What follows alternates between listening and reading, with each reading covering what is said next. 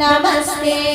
अस्तु भगवन् विश्वेश्वराय महादेवाय त्रयम्बकाय त्रिपुरान्तकाय त्रिकाग्निकालाय कालाग्निरुद्राय नीलकण्ठाय मृत्युञ्जयाय सर्वेश्वराय सदाशिवाय श्रीमन्महादेवाय नमः।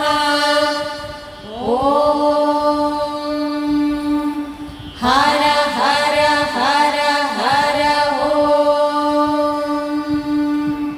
नमः सोमाय च रुद्राय च नमस्ताम्राय च अरुणाय च नमः शृङ्गाय च पशुपतये च नमः उग्राय च भीमाय च नमो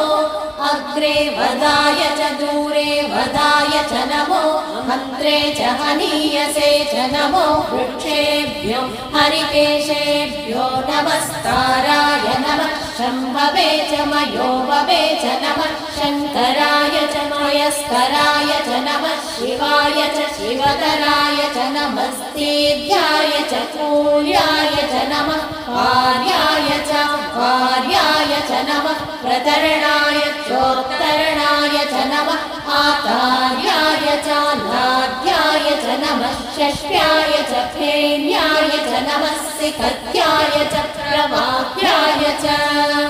ॐ